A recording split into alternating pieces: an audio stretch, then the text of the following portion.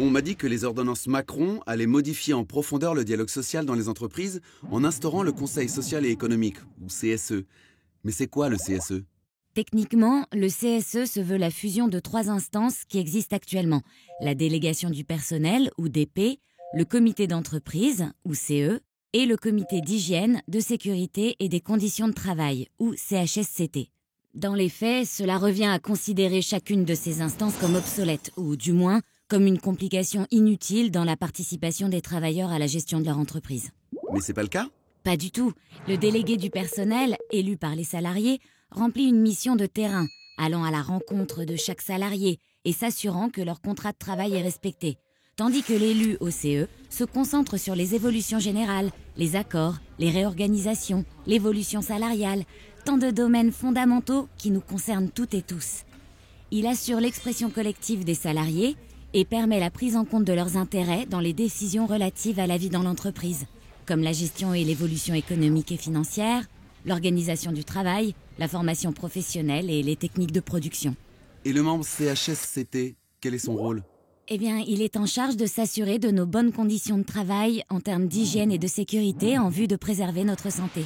Or, la santé n'est pas toujours en phase avec les impératifs économiques. Il y a donc 3 champs spécifiques et fondamentaux qui n'appelaient pas à être confondus en une instance unique. Mais en quoi le fait de fusionner ces instances réduit-elle leur bon fonctionnement? Déjà parce que le nombre de titulaires va diminuer considérablement. Par exemple, pour une entreprise dont l'effectif est compris entre 100 et 149 salariés, on passera de 12 à 6 titulaires. Ensuite, parce que cette diminution d'effectifs s'accompagnera d'une nécessité pour chaque titulaire de gérer tous les phénomènes en même temps.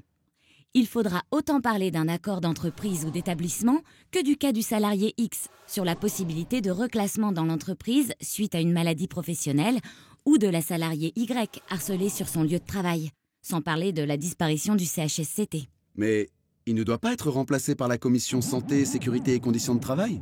Ou CSSCT?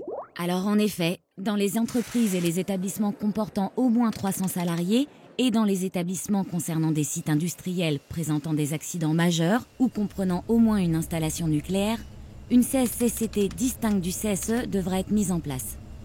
D'emblée, on constate la disparition du mot « hygiène », comme si ce dernier n'était plus d'actualité et que nos conditions de travail se déroulent toujours dans des locaux aussi propres et organisés que les meilleures cliniques. Mais encore, cette commission sera présidée par l'employeur. N'y avait-il pas intérêt, au nom du bien-être des salariés, d'établir un cadre paritaire de mission? Mais nos représentants aux instances pourront toujours recourir à des expertises, non?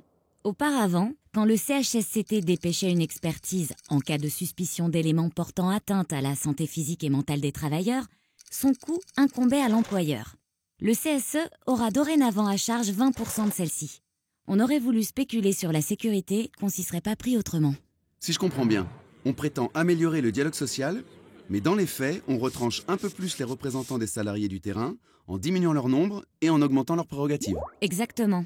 Loin d'être parfait, le système développé jusqu'à présent, fruit de plus de 50 ans de lutte, permettait tout de même la défense du droit des travailleurs à ses différentes échelles, micro et macro. Plutôt que de parler de fusion, on devrait plutôt évoquer une dilution des instances. Et quand est-ce que le CSE sera mis en place?